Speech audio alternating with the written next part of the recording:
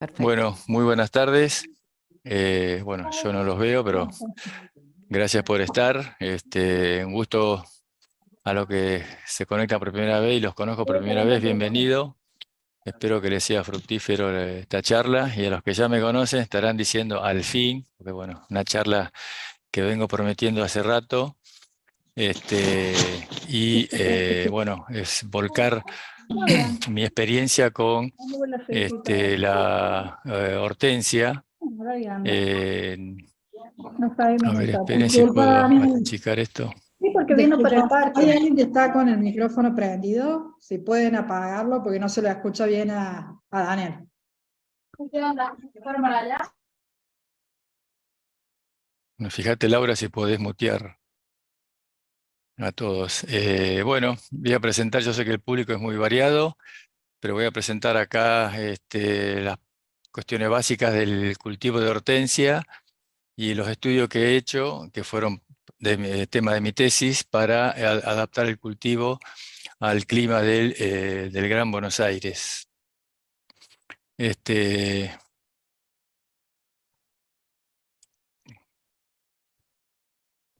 A ver, opción del puntero. Vamos a ver así, a ver si puedo. No sé cómo me pasa. Ahí está. Bueno, respecto a las características botánicas, ¿me sale este cartel del arriba o no se ve? Ah, listo.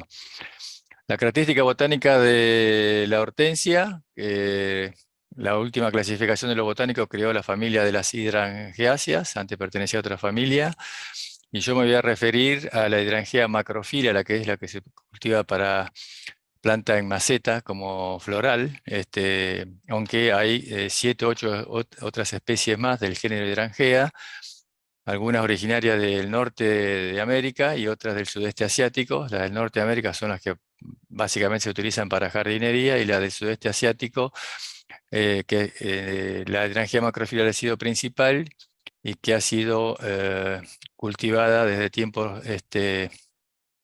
antiguos en Japón y China especialmente, estando en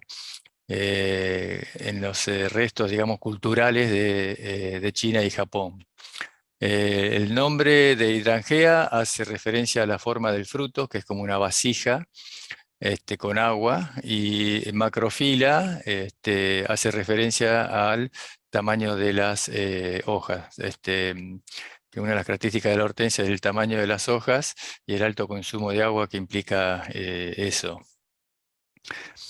Las características botánicas que tiene esta especie, bueno, está caracterizado por tener flores estériles y fértiles.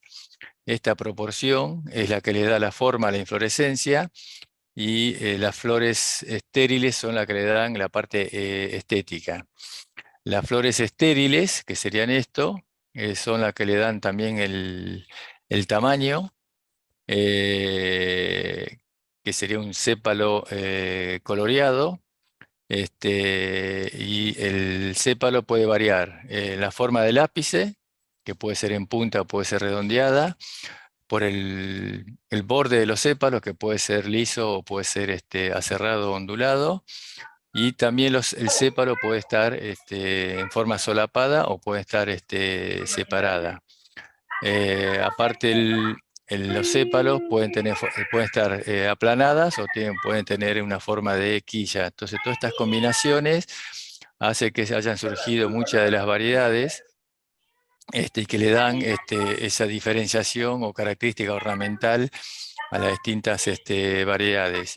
Y el color del sépalo puede variar del blanco al rosa y al azul, variando en los tonos intermedios también, de acuerdo a la característica varietal y a las condiciones de cultivo, y especialmente el pH del sustrato. Respecto a la parte morfológica de la planta, las hojas pueden ser de este tipo de formas, pueden ser ovaladas, circulares o en forma alargada. Y el La inflorescencia es una cimba coriforme en la clasificación botánica, que se caracteriza por tener en la parte superior los sépalos coloreados, que son lo que le dan el atractivo y el tamaño de la inflorescencia, y en la parte inferior, acá se ubicarían las flores fértiles, en donde solamente tienen los órganos masculino y femenino sin tener corola y sépalo. Eh, el color natural está dado por la delfinidina, que en el caso de la coloración azul, la delfinidina se asocia con el aluminio y eso le da el color azul. O sea, el aluminio tiene que estar presente para lograr la coloración azul en el caso de la hortensia azul, y esto va a estar definido más que la disponibilidad del aluminio por el pH del sustrato.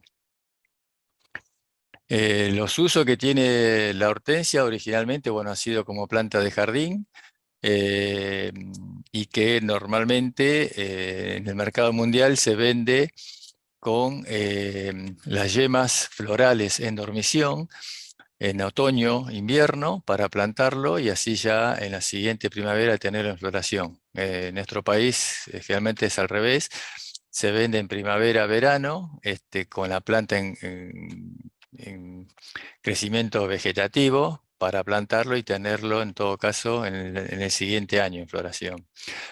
Lo que es maceta floral, cuando empieza la floricultura moderna con el tema de las plantas interiores o follaje y después la parte floral, comienza a producirse como maceta floral, como si fuese una planta interior, que en Argentina empieza en forma comercial en la década del 90, y que con algunos problemas que se empezaban a plantear fue el tema que elegí para mi tesis.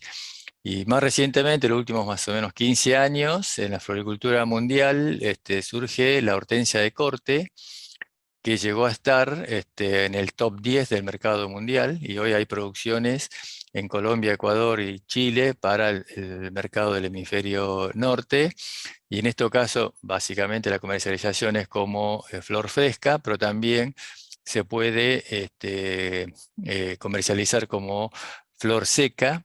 Y en el caso de como flor fresca, y si se comienza desde el comienzo de floración, tiene una gran duración en florero, lo cual lo ha hecho que se utilice mucho en los arreglos florales.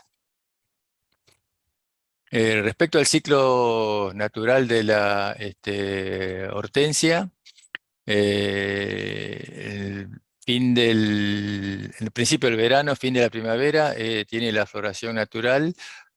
Posteriormente a eso, comienza el crecimiento vegetativo durante todo el invierno, todo el verano, y a fin del verano, principio del otoño, con el acortamiento de los días y la baja temperatura, comienza primero la tensión del crecimiento y después a formar la yema floral, que en este caso, al ser una inflorescencia, requiere más tiempo, digamos, para la diferenciación de la yema floral. Esto es al microscopio la yema vegetativa, surgiendo los nuevos primordios foliares.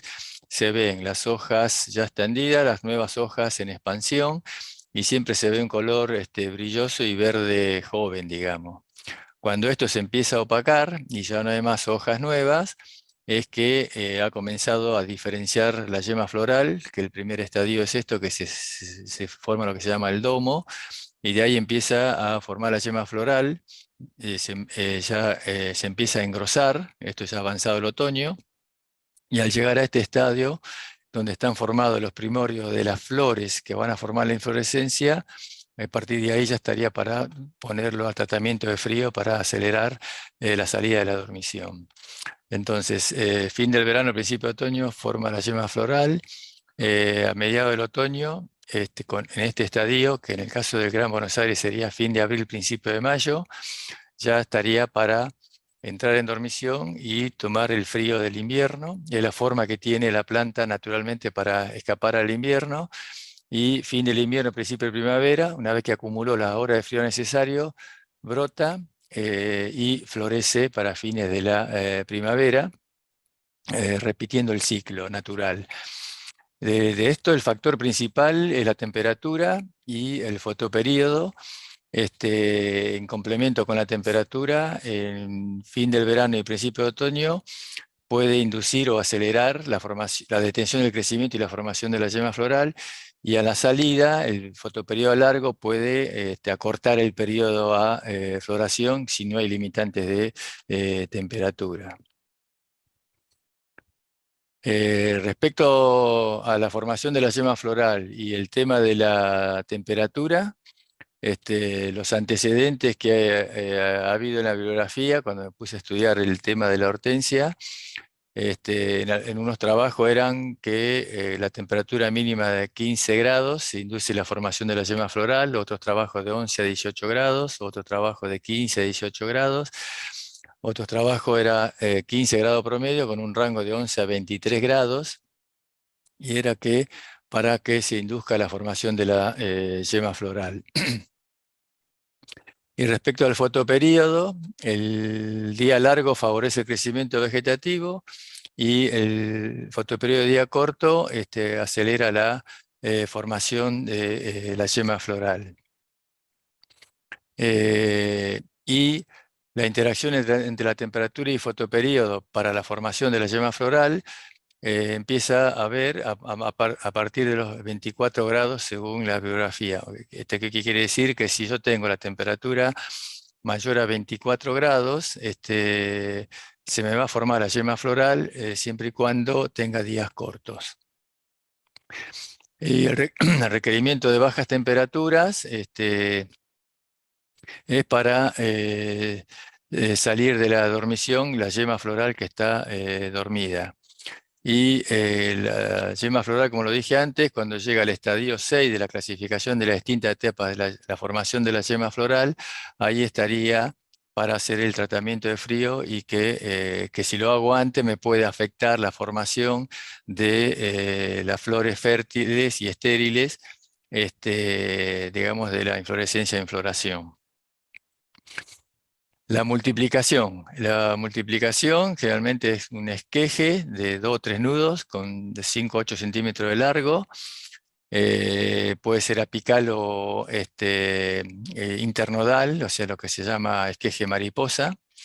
En el caso de mis ensayos utilicé el esqueje mariposa, con lo cual yo tenía más esqueje por planta, digamos, porque puedo utilizar de una rama varios esquejes, aunque los productores lo habitual era que usaran el esqueje apical solamente, por una cuestión cultural, digamos, pensando que se usaban esquejes internodales, no enraizaban, o el enraizado era diferente. Para despejar esa duda, con la doctora Marta Divo de la Universidad de Buenos Aires hicimos un ensayo en donde evaluamos el enraizamiento de los esquejes en diferentes posiciones de la rama de la hortensia, y no hubo diferencias en el enraizado siempre y cuando la rama estuviese en estado vegetativo.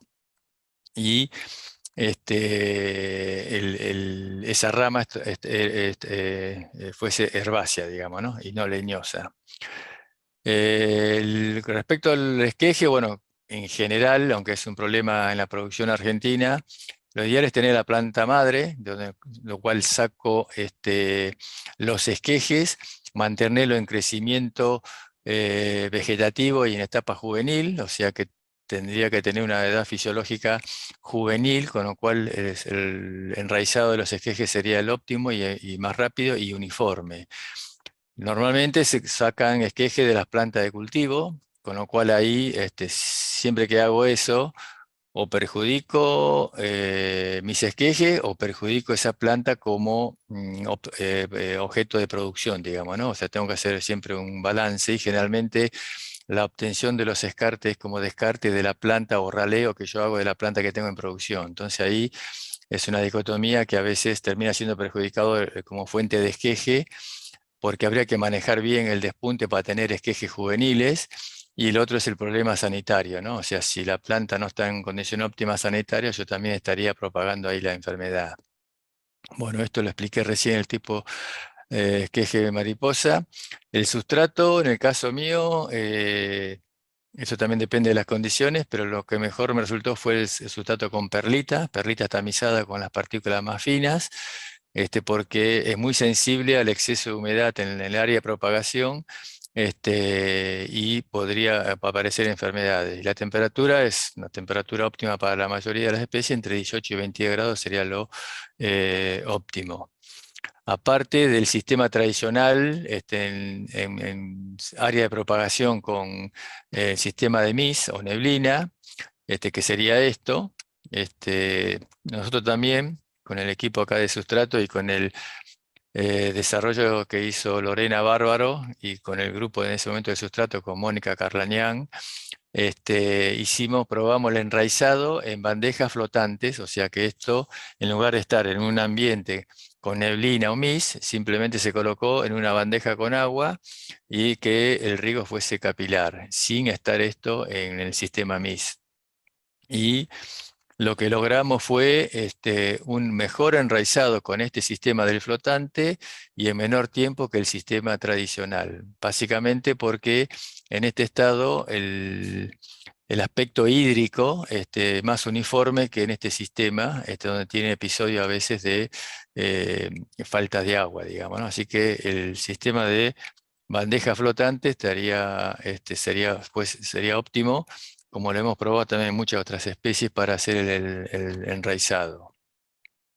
Por supuesto, esto va, como yo siempre digo, es en el sistema de producción que tenga cada uno, de acuerdo al sistema que tenga cada uno, va a ser acorde un sistema o el otro. No es que uno sea mejor que el otro, sino que depende del sistema que maneje cada productor. Lo bueno de este sistema es el menor costo operativo, digamos, que tiene, ¿no?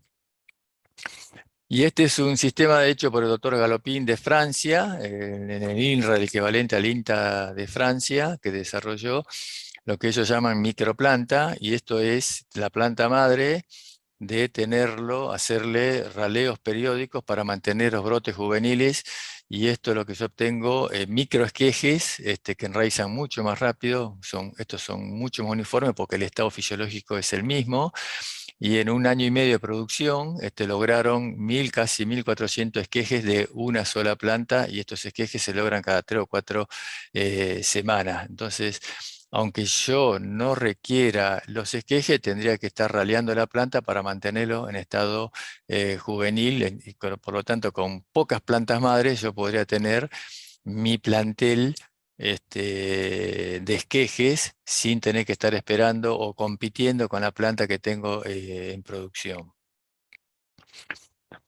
El sustrato también, lo mismo le digo con el concepto el sustrato es una parte más del sistema productivo, entonces hay que ver de acuerdo al sistema que uno tiene, pero en el caso particular de la hortensia, que es muy exigente en agua por el gran área foliar que tiene, la gran cantidad de superficie foliar que tiene, y a su vez a eso hay que agregarle en la etapa de floración el gran tamaño de la inflorescencia que hace que tenga un alto consumo de agua, especialmente en el verano y a principio de primavera cuando empieza a abrir la inflorescencia.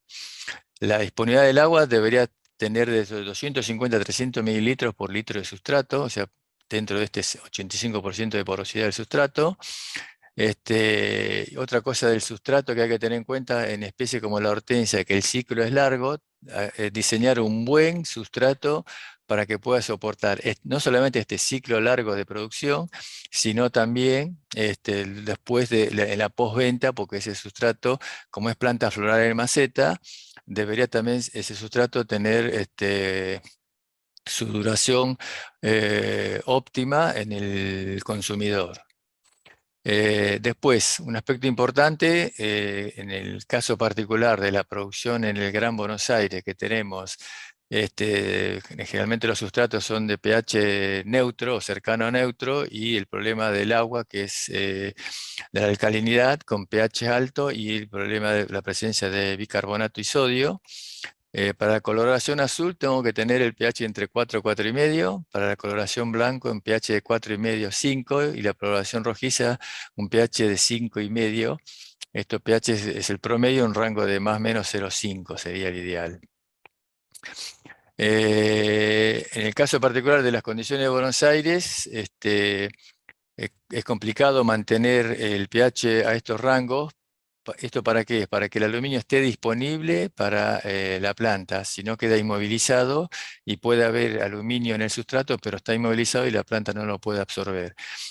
Y a pH alto solamente el 6% del aluminio es disponible y surgen esos colores intermedios, digamos, entre el rojo y el azul por la poca disponibilidad del aluminio, por el problema del pH, ¿no? O sea que si yo no tengo bien regulado el pH, no es suficiente la aplicación, por ejemplo, de sulfato de aluminio, porque podría estar aplicándolo y quedando inmovilizado ese aluminio en el sustrato. Y otro tema que el Gran Buenos Aires es problemático es la calidad del agua, que también se agrega al sustrato y tengo que balancear esas dos aspectos, digamos, para si quiero tener la coloración azul. La fertilización es lo mismo, y en el caso particular de la hortensia, en el caso del color azul, es importante ya desde el inicio qué pH y conductividad tiene el sustrato, y eso hay que ir monitoreándolo durante el cultivo por la particularidad del agua del riego que tenemos acá en el Gran Buenos Aires. En el caso de querer coloración rojo o rosado, la fertilización alto nitrógeno y fósforo no es problemático. Ahí tienen algunos de los tipos de fertilizantes que se puede recomendar, la combinación de NPK. Y en el caso de azul, al contrario, debe ser bajo en nitrógeno y fósforo y alto en potasio, para no afectar la absorción del aluminio por parte de la planta, especialmente el tema del fósforo. El otro tema de la fertilización es el riego, la frecuencia del riego para evitar los lavados. Y aparte, bueno, lo que ya cité antes, el tema de la calidad de agua. El otro aspecto de manejo es el control de la altura de la planta para tener una altura comercial óptima y no que sea una planta estirada y desproporcionada con el tamaño de la maceta. En este caso, lo que yo he logrado, como dicen los manuales de cultivo de Japón y Estados Unidos, es separando las plantas a medida que se toquen sin necesidad de recurrir a reguladores.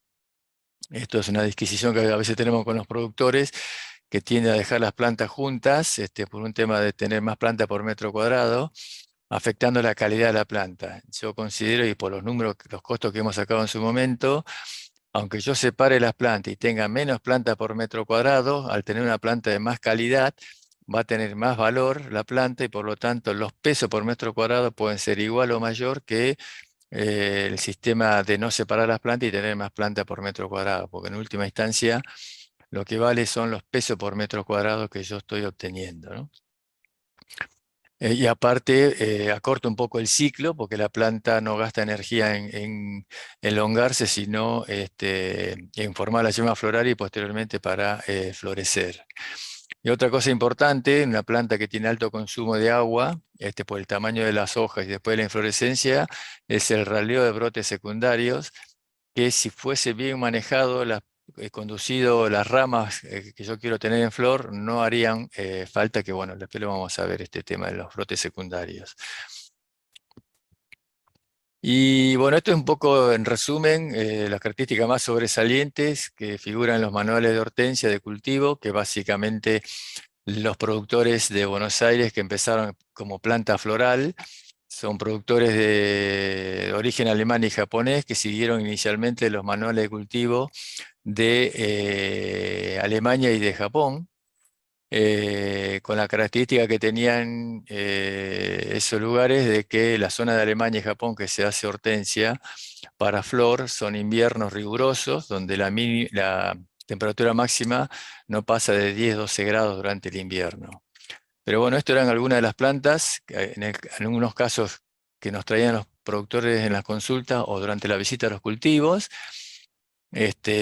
plantas desproporcionadas o de un solo, de una sola flor, con el semejante tamaño de maceta, con brotes laterales. También una planta en producción, con brotes laterales, aparte de los tallos. Estos son los nuevos brotes y estos son los tallos del ciclo anterior. En el cultivo, con algunas plantas en flor, otras no. Esta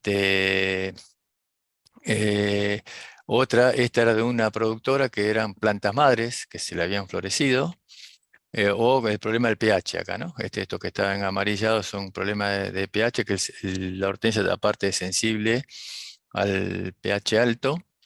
Y esto es lo que uno acostumbra ver en los viveros al público. Esto lo vi en un vivero al público en Entre Ríos, sobre la ruta 14, en un descanso, en un viaje hacia el NEA, a los INTA del NEA. Esto estaba en venta, plantas sin ninguna forma estética buscada. Y esto es la diferencia de lo que yo digo entre cuidar y producir una planta, ¿no? O sea, en estos casos la planta hace lo que quiere y debería hacer lo que yo quiero, digamos, como productor, ¿no? O sea, no está manejado, no tiene raleo de brotes, acá entonces toda esta planta, esto está a la venta y sería más para jardín, digamos, ¿no? Aunque no tiene ninguna forma estética, digamos. Entonces, de todo eso, las preguntas eran, ¿por qué hay tantas plantas con tallos sin florecer a la venta? Si hay un problema de manejo, si hay un problema de temperatura, por qué las inflorescencias que estaban en venta eran de tamaño chico, y por qué también los tallos eran largos o estaban estirados. Fueron algunas de las preguntas que hice yo para estudiar un poco más la hortensia. Respecto a la temperatura, una de las cosas que tiene el clima del Gran Buenos Aires, que son veranos relativamente templados e inviernos relativamente cálidos. Y entonces lo que averiguo acá, tomando el registro de las temperaturas acá en el INTA Castelar, esto es el registro de temperatura del año 2000 a 2009 del Instituto Clima y Agua, tengo la temperatura máxima mensual, la temperatura media mensual y la temperatura media, la temperatura mínima media mensual. Y yo le dije que en caso de Japón y Alemania, esta temperatura en invierno no pasa de 10 grados. En el caso nuestro, no baja de 15 grados, la temperatura máxima media, con lo tanto, se podría decir que puede haber problema en la acumulación de frío de la hortensia, porque en ese momento la mayoría de los productores, hasta la década del 90, hacían la hortensia, el tratamiento de frío con el frío natural del invierno, dejando las plantas afuera de los invernáculos, ¿no? O dejándolo en el invernáculo, pero sin cobertura de polietileno para que tomara el frío natural del invierno. Así que acá, en el fin de los 90 también empiezan en el mundo unos trabajos en fruticultura de carozo y pepita en climas subtropicales por el tema del cambio climático, que también las temperaturas del invierno eran altas y por lo tanto se afectaba el requerimiento, en cumplir los requerimientos de frío de esos frutales en esos climas subtropicales y afectaba la producción. Así que eso, bueno, lo tuve en cuenta. Y lo bueno del clima relativamente templado del verano es que yo podría, por lo menos un mes antes, respecto a lo que se produce la hortensia en el hemisferio norte, poder inducir la yema floral y adelantar la formación de la yema floral a fin del verano, porque tengo ya la máxima media es menor a 25 grados. Esto es un promedio, ¿no? Por lo tanto, después, teniendo en cuenta estos promedios, hay que tener en cuenta la temperatura del año que yo estoy produciendo para ver los ajustes que tendría que hacer. Teniendo en cuenta esto, entonces, lo que hice yo fue estudiar con el clima de Buenos Aires, o para simular el clima de Buenos Aires, qué pasaba con la formación de la yema floral y qué pasaba con el crecimiento. Entonces lo que hice fue colocar las plantas a 20 grados constante, día corto y día largo, 25 grados, día corto y día largo, y 30 grados, día corto y día largo. Esto es la etapa de la diferenciación de la yema, que se divide en 3 etapas. La etapa 1 está en etapa vegetativa, y acá, entre otros parámetros que medí, hoy muestro solamente algunos, es el número de nudos que va formando la futura vara floral, si es que forma la vara floral, lo cual indica que está creciendo la planta, ¿no? Entonces, a los 28 días de comenzar el ensayo, de tener el esqueje enraizado y ya en planta a punto de trasplante, con 2 hojas verdaderas en expansión. Estos fueron los tratamientos, estos fueron la medición del crecimiento a través de los números de nudo y la etapa de diferenciación de la yema floral. A los 28 días seguía el crecimiento vegetativo, y acá ves que los nudos van creciendo, por lo tanto a los 28 días desde el día 0 seguía creciendo vegetativo.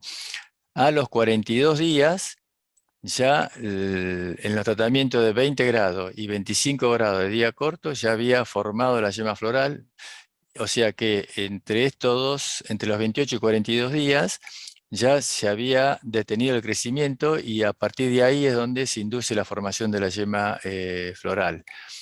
Y al final del ensayo, a los 56 días, estos 3 tratamientos que ya habían comenzado a los 42 días a formar la yema floral, siguieron diferenciando la yema floral, mientras que el 25 día largo y 30 no formaron la yema floral y siguieron en crecimiento vegetativo. Esto coincidía con los trabajos previos que con 25 grados y día corto para abajo, o menos de 25 grados, se forma la yema floral. Confirmaba esos trabajos previos que había, y el resto no va a formar la yema floral. Como este tratamiento llegó al estadio 6 de la yema floral que le mostré antes, detuve ya el ensayo, porque ya de acá este tratamiento podía ya empezar a recibir lo que serían las temperaturas de frío para sacarlo antes de dormición.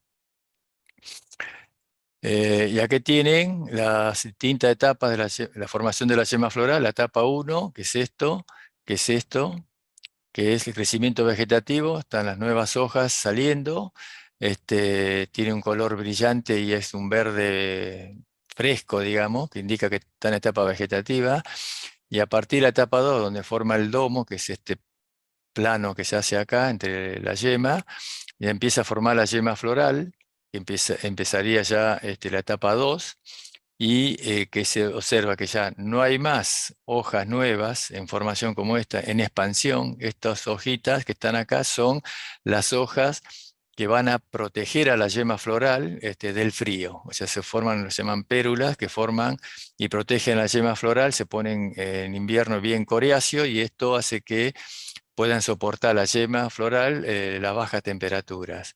Y así va después formando las distintas etapas. Primero forma las bases de la inflorescencia, después se forman en cada inflorescencia las zonas que van a insertar cada flor, y después dentro de cada flor se forman los órganos masculino, femenino y los sépalos en el caso de las flores estériles. Esto es lo que vemos y esto es lo que fue observando de acuerdo a lo que mostraba la planta, ¿no? Esto es lo que se ve en la planta y midiendo el crecimiento. Y esto mirándolo en el microscopio. Ahora bien, después también medimos adentro de la planta, a nivel celular. Esto es una pared celular. Esto es lo que se llama plasmodesmo, que son los canales que comunican entre las células. Esto en crecimiento vegetativo, este canal está abierto, y esta forma es que se transmite de la hoja a la yema el mensaje del estado ambiental para que la planta siga creciendo o no. Las señales de la temperatura y la duración del día se transmiten desde la hoja. La planta percibe a través de las hojas principalmente, y de ahí va la yema. Y esto es a nivel de, en ambos casos, esto es la parte del tallo inmediatamente abajo de la yema apical. Acá es el corte a nivel de tejido, esto es a nivel de célula, esto es a nivel de tejido, en donde esto es del floema, y acá vemos que están como abiertos, digamos, el floema, y este puntito que se ve, que florece, se llama calosa, pero en este caso es estructural. Y cuando la yema estaba dormida, también se hizo lo mismo. Acá ya el plasmodemo está cerrado, esto se observa primero porque se forma esta especie de vejiga, se tapa de lo que se llama calosa, y que esto cierra este canal, se cierra la comunicación. Esto es porque la hoja percibió la baja temperatura y o el día corto, entonces eso hace que esto se cierre, se corta la comunicación entre las células y no llega el mensaje al ápice, y ese es el mensaje de la yema apical de que tiene que entrar en dormición porque, bueno, viene el invierno, digamos, ¿no? Y acá, a diferencia de esto, sí hay más fluorescencias en distintas partes de lo que es el floema, y esto indica que esto sí sería calosa funcional, indicando que esto está obturado, está tapado, y está entrando en dormición. Después también lo que hice fue, una vez que la planta estaba dormida, ponerlo a 5 grados, que es si fuese el invierno parejo, digamos, o el tratamiento de cámara, y colocar otro tipo de planta a 5 grados de noche, entre las 5 de la tarde y 8 de la mañana, y a las 8 de la mañana y hasta las 5 de la tarde se lo sacaba de la cámara y se colocaba en un invernáculo con la temperatura mínima a 15 grados. Esto era para simular el invierno con la máxima a 15 grados.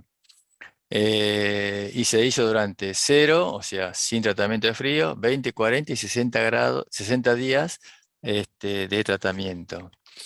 Después de estos días se sacó y se colocó un invernáculo a mínima de 15. Entonces tenemos que el que no tuvo frío, el que tuvo frío pero 20 días, tanto a 5 grados parejo como a 5 y 15 grados, no creció el tallo, o sea, siguió en dormición. Las plantas que tuvieron 5 grados continuo a 40 grados brotan. Las plantas que estuvieron a 40 días, pero con temperatura de 5 y 15 grados, siguieron en dormición. A los 60 días, de 5 grados continuo, igual que esto, brotaron, ya estaban más que cumplido el requerimiento de frío. Y las plantas que estaban entre 5 y 15 grados durante 60 días, ahí comenzaron y brotaron algo, como que algo del frío habían podido cumplir, digamos, con el requerimiento de frío. De esa misma planta después se midió el tamaño de la inflorescencia. Estos son las plantas que no tuvieron frío. Estos son las plantas que tuvieron frío, pero solamente 20 días, tanto continuo como discontinuo. Estas son las plantas que tuvieron 5 grados durante 40 días, o sea, en forma continua, el tratamiento de cámara tradicional que se hace a nivel de producción. Esto es lo mismo 40 días, pero con temperatura alternante. Y esto es 60 días, igual que esto, pero 20 días más. Y esto es 60 días, igual que esto, pero con temperatura alternante. Donde tenemos que las plantas que tuvieron el requerimiento de frío completo, el tamaño de la inflorescencia fue mayor, y las plantas que tuvieron inflorescencia, el frío incompleto, el tamaño de la inflorescencia fue más pequeño. Por lo tanto, en estos casos que el tratamiento de frío fue insuficiente, no creció, pero a la larga floreció.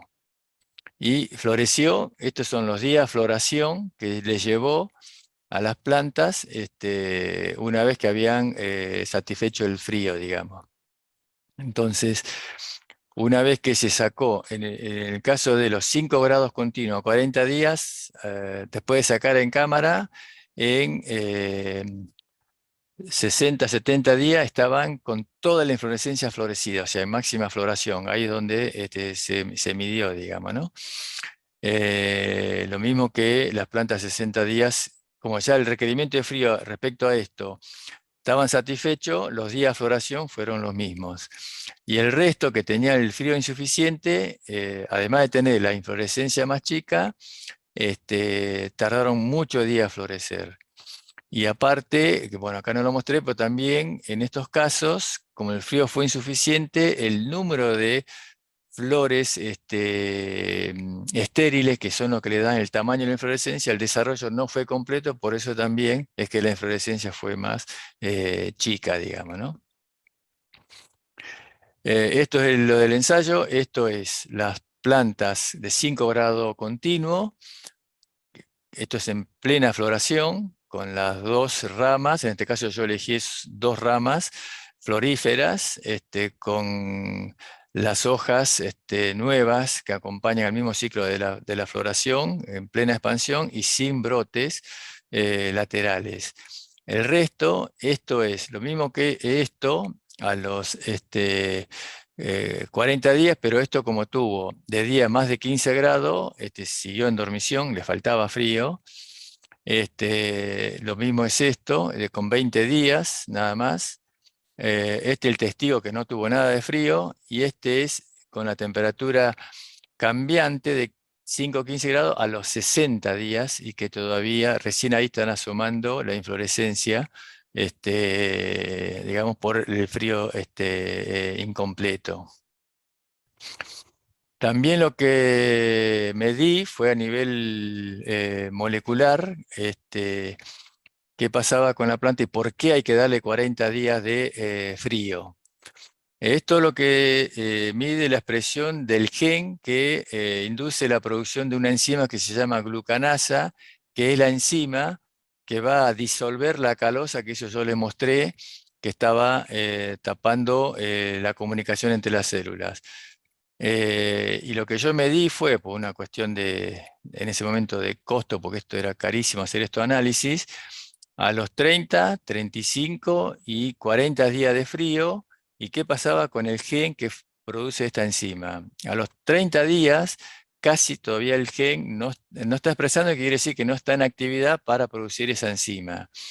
A los 35 días, o sea, 5 días después de frío, 5 grados, había aumentado notablemente la actividad del gen, y ya a los 40 días la actividad del gen era mucho mayor. No hice otro más que podría haber hecho para confirmar esto y que era lo mismo, pero por este tema de la actividad de esta enzima que produce la degradación de la calosa, y de ahí se restablece la comunicación entre las células y llega el mensaje, digamos, de las hojas a la yema floral para que se brote y florezca. O sea que esto es un poco comprobar de por qué que hace unas cuantas décadas atrás los productores, viendo el comportamiento de la planta, llegaron a la conclusión que había que darle 40 días, ¿no? Porque era un ensayo en cámara de, supongamos, 10, 20, 30, 40 días, y el de 40 días era el que tenía la mayor floración.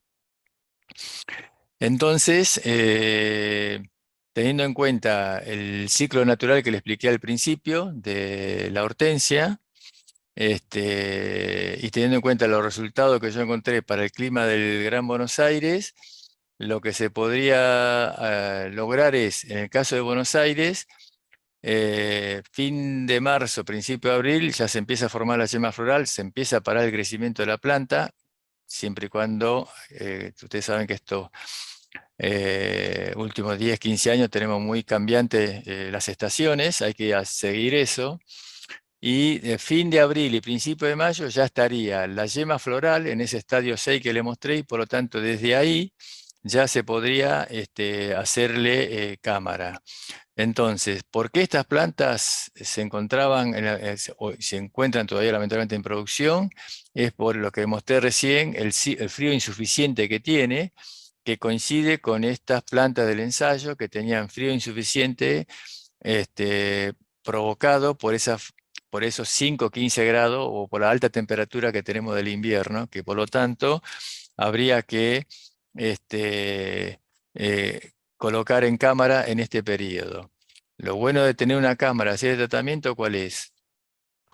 Que yo, teniendo acá las plantas dormidas, puedo programar en qué momento lo pongo en cámara, para programar en qué momento la salida y poder tener floración desde fines de julio por lo menos hasta noviembre, que empezaría la floración natural de la hortensia, y tener floración de hortensia como maceta floral.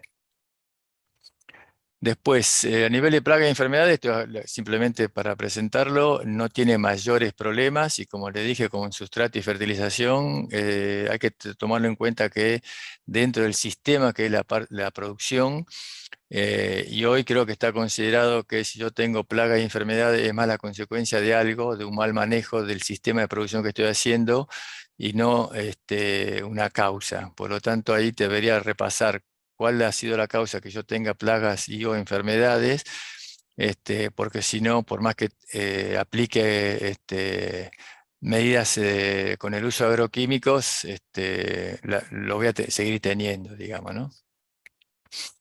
Después, respecto a la post cosecha, por gran característica particular que tiene la hortensia, yo creo que se puede vender cuando empieza a colorear el borde, las primeras flores, con lo cual gano 2 o 3 semanas antes para la venta, y también permitiría que por lo menos el consumidor lo pueda aprovechar 2 o 3 semanas más. El otro tema es del sustrato. Como son plantas con una inflorescencia grande que puede llegar a tener, si tuvo el requerimiento de frío bien, más de 20 centímetros de diámetros, con por lo menos 6 a 8 hojas, eso hace que tengan un alto consumo de agua, y si más el sustrato no está bien adecuado para tener una buena contenido de agua, cuando tenga episodio de marchitamiento, que adentro del invernáculo y ya desde mediados de primavera, es normal que se me marchite esto. Cada episodio de marchitamiento me acorta la duración de la inflorescencia. El transporte máximo, esto por bibliografía del extranjero, son 2 días en oscuridad y así es a 6 grados. Y el ambiente hogareño, como es una planta floral con mucho follaje, tiene un requerimiento mínimo de luz para evitar que se caigan las hojas y se empiecen también a caer las flores, ¿no? Por último, entonces, para el clima de Gran Buenos Aires, bueno, la propagación de esqueje puede ser tipo mariposa. No sé por qué los productores utilizaban solamente la apical, y puede ser perfectamente en bandeja flotante, que sería a muy bajo costo, con un bajo costo operativo incluso. Separar las plantas para tener un buen control de la altura. Esa que yo le mostré, la hortensia del ensayo, la que estaba en flor, no tiene ningún regulador de crecimiento, sino que a medida que se tocaban las plantas se fueron separando. Para tener una producción de planta floral de calidad hay que hacer tratamiento de frío con cámara. Y el punto de venta debería ser la inflorescencia con las primeras flores abiertas. Y el otro es también, de acuerdo al tipo de planta que mostré que se encuentra en el mercado, habría que presentar las plantas por su valor. ¿Para qué vendo esas plantas? ¿Para qué tipo de uso? Que es lo que se llama el concepto. La misma planta con diferente presentación son diferentes conceptos y van a diferentes usos y diferentes nichos, para tener un buen precio de acuerdo al valor que le doy yo. Porque si yo no le pongo un valor a ese producto, es relativo el precio que yo le pueda poner, y aparte estaría confundiendo al consumidor. Y por último, bueno, agradecer a todos estos productores que durante todos mis años con la experiencia con la hortensia, me compartieron sus experiencias, sus conocimientos, me mostraron su cultivo, y fueron los que me abrieron las puertas para estudiar la hortensia al traerme las consultas. Así que bueno, espero que haya servido la charla y quedo abierto a las consultas. Muchas gracias.